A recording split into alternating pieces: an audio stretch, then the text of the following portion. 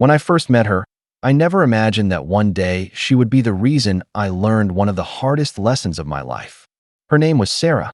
She was beautiful, confident, and full of dreams. I was just an ordinary young man with a small job, a simple life, and not much money in my pocket. But I loved her. I didn't have expensive clothes to give her. I couldn't take her to fancy restaurants. I couldn't buy her expensive gifts. But whenever she needed me, I was there. If she was sick, I checked on her. If she was sad, I listened. If she had a problem, I tried to help. I thought love was not about how much money you had. I thought love was about how much of your heart you were willing to give. For a while, Sarah believed that too. We used to sit together and talk about our future. She would say, "One day, we'll have our own house." And I would smile and say, "I'll work hard until I can give you everything you want." I didn't promise her a rich life. I promised her that I would never stop trying. But slowly, things changed. Sarah started meeting new people. People who had expensive cars, designer clothes, and more money than I could ever imagine. She started comparing me with them. One evening, we were sitting together when she suddenly became quiet. I asked, "What's wrong?" She looked at me and said, "You're a good person, but you're not enough for me." I didn't understand. I asked, "What do you mean?"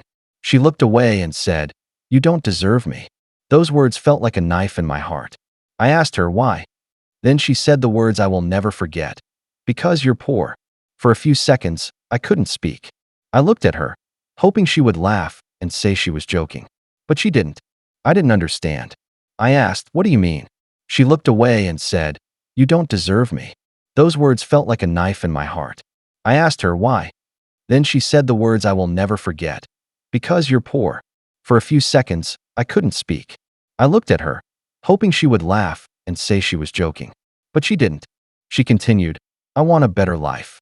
I want someone who can give me everything. I don't want to struggle." I swallowed my tears and asked, "So after everything we've been through, my money is what decides whether I'm worthy of you?" She didn't answer. That night, I went home alone. I sat on my bed and looked at my hands. Those hands had worked every day. Those hands had helped her when she needed me. Those hands had held hers when she was afraid. And suddenly, I felt ashamed of them. I thought maybe she was right. Maybe I wasn't good enough. Maybe being poor really did make me less valuable. For several weeks, I was broken. But then I realized something. Being poor was my situation. It was not my identity. I didn't have money, but I had ambition. I didn't have a luxury car, but I had dreams. I didn't have a big house, but I had a heart that knew how to love. So I stopped begging Sarah to stay. I stopped trying to prove my worth to someone who had already decided that my bank account was more important than my heart. Instead, I started working harder. I learned new skills. I saved money. I started a small business on the side. There were days when I failed. There were nights when I wanted to give up.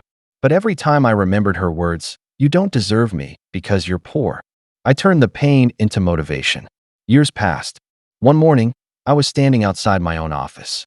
It wasn't a huge building. It wasn't a millionaire's company, but it was mine. I had built it from nothing. Then I heard someone call my name. I turned around. It was Sarah. She looked at me and smiled. "I heard you've become successful," she said. I nodded. She looked at my car, my office, and the people working for me. Then she said, "Maybe we made a mistake. Maybe we should try again." I looked at her quietly. The old me would have been desperate to hear those words. But I wasn't that person anymore.